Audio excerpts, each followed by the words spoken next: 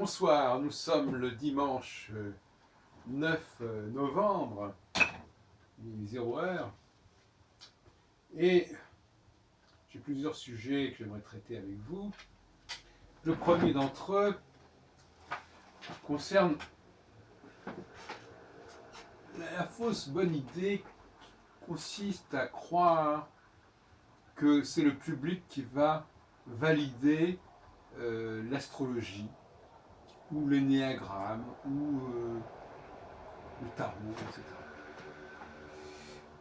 Cette idée, cette fuite en avant, cette voie qui s'ouvre apparemment, c'est quelque chose d'assez récent finalement. Ça tient essentiellement justement au fait que l'astrologie et d'autres disciplines ont été refoulées. Et étant donné qu'elles ont été refoulées, disons, des domaines du collège des sciences honorables, en quelque sorte, eh bien, la seule issue qui semble stratégiquement s'être représentée aura consisté à tenter de s'appuyer sur le public. Ce basculement est intéressant. Je ne sais pas si vous connaissez mes travaux à ce sujet, mais le basculement entre l'élite et le public, c'est un basculement qui est majeur, fondamental. Et puis, à un moment donné, on croit que le public, par sa masse, par sa quantité, va faire le poids par rapport à une élite minoritaire. Finalement, je crois qu'il va falloir revenir sur ce genre de stratégie, ou de ce genre de stratégie. Les travaux de Gauquelin, par exemple, qui sont des travaux sur lesquels j'ai beaucoup de réserves, mais je veux dire par là, au niveau de l'intention, ne vise absolument pas le grand public, ne visait absolument pas le grand public. Les travaux de Gauquelin étaient statistiques, ils étaient censés convaincre une certaine élite, justement universitaire, académique. Et l'astrologie mondiale, par exemple, elle aussi, elle a vocation réellement à convaincre les milieux universitaires, c'est évident. La solution universitaire est effectivement absolument essentielle. Je n'ai pas dit que c'était facile, mais c'est essentiel que l'astrologie soit reconnue par les milieux universitaires, en tout cas par une certaine élite intellectuelle, et reconnue au sens où elle sera réintégrée dans un certain champ de connaissances, dans un certain champ sociologique, de gens qui se respectent mutuellement, si on veut. Donc, il ne s'agit pas de prendre à témoin le public pour qu'il valide je ne sais quel dispositif, je ne sais quelle théorie. Que l'on fasse des recherches sur le terrain, bien entendu, mais ce n'est pas au public de décider quoi que ce soit. De même sur la question, par exemple, des hommes et des femmes, je suis désolé de le dire, que ce n'est pas, une question qui va être résolue par le public. Ça sera résolu par les chercheurs, par le milieu des chercheurs. Donc il y a une sorte de démagogie. Alors bon, je sais, on a l'habitude de voter, mais croire qu'on va voter sur la valeur de telle et telle discipline, c'est une grosse plaisanterie. D'autre part, dans le domaine qui nous intéresse, en tout état de cause,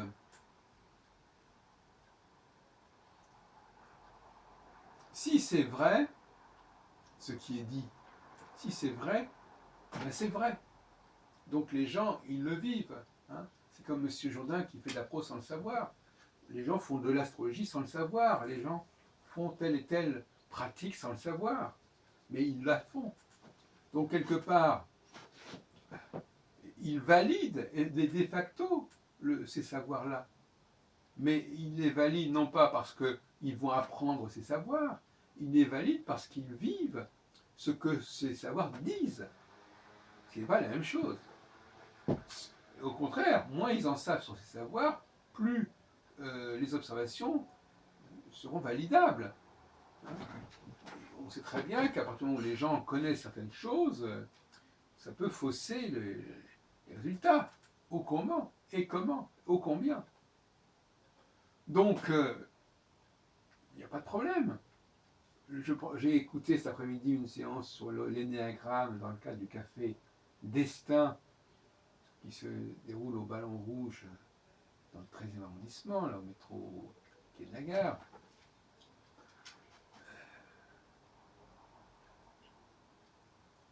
Rue la Belgance. Et bon, il ne s'agit pas, admettons que cet énéagramme avec ses 9 points soit valable, il ne s'agit pas de le mettre en pratique. Il s'agit, d'observer que ça fonctionne, mais de le faire observer par des gens compétents, et des gens qui ne sont pas en demande de résoudre leurs problèmes personnels, notamment, ce qui est le cas de la plupart des gens qui vont faire l'astrologie, l'énéagramme ou le tarot, je ne sais pas quoi. Ils sont intéressés à titre personnel, donc ils sont fragiles, ils sont vulnérables. Donc ce n'est pas du tout des gens qui ont le bon profil. En revanche, on peut les étudier de ce point de vue-là. Mais les étudier sans qu'ils soient partie prenante. C'est-à-dire, on les étudie, on leur dit, voilà, donnez-nous des renseignements, renseignez-vous, faites des tests. Ça veut dire, on s'informe sur leur mode de fonctionnement, mais on ne leur demande pas de nous dire si c'est vrai ou faux. De même que si on fait des travaux sur les femmes, on va demander aux femmes si elles sont d'accord avec ce qu'on dit. On est là dans une sorte de gros bon sens, du genre, ben oui, si les femmes sont les femmes, donc c'est elles qui savent ce qu'il en est. Bon. C'est une plaisanterie. Donc, même dans le cas de mes travaux, je crois qu'il est préférable que ça reste au niveau des chercheurs. Hein, et que je n'ai pas du tout envie que des gens qui n'ont pas la formation nécessaire, qui n'ont pas l'éthique, la déontologie nécessaire, la distance nécessaire, interviennent pour dire si c'est vrai ou si c'est faux. Parce que c'est pareil, de toute façon. Moi, que les gens me disent que quelque chose que j'ai dit puisse être vrai, ça ne veut rien dire non plus, ou faux non plus d'ailleurs. Donc, je suis pour un retrait stratégique. Je pense qu'il faut se focaliser sur les milieux universitaires, qu'il faut faire reconnaître ces travaux par les milieux universitaires, ces modèles par les milieux universitaires, qu'il faut passer par des formes de statistiques, par des formes de recherche. Il faut surtout intéresser les chercheurs. C'est ça le grand problème. Je disais tout à l'heure à quelqu'un, je disais, écoutez, il faut au moins que les gens aient envie de chercher. Hein, déjà, c'est pas mal. Il faut intéresser les chercheurs, parce que dans un domaine quel qu'il soit, par exemple, je pense par exemple à l'histoire du XXe siècle. Les seules personnes qui soient capables de valider tel et tel modèle astrologique, que ce soit la doriphorie, machin, ou le système de Saturne, ce sont les historiens, ce sont les sociologues, ce sont les politologues. Parce qu'eux, ils ont une masse de connaissances et d'informations importantes. La personne qui va comme ça s'improviser une culture historique comme ça en 2 coups de cuillère à peau, c'est une plaisanterie. Ils ne vont récolter que les informations qui les arrangent, parce que tout simplement, ils n'ont pas d'informations initiales. Ils n'ont pas de bagages. Donc les seuls bagages qu'ils vont acquérir, ce sont les bagages qui vont être dictés par le modèle qu'ils veulent démontrer. Non, il faut un bagage préalable à toute recherche. Ça paraît fondamental.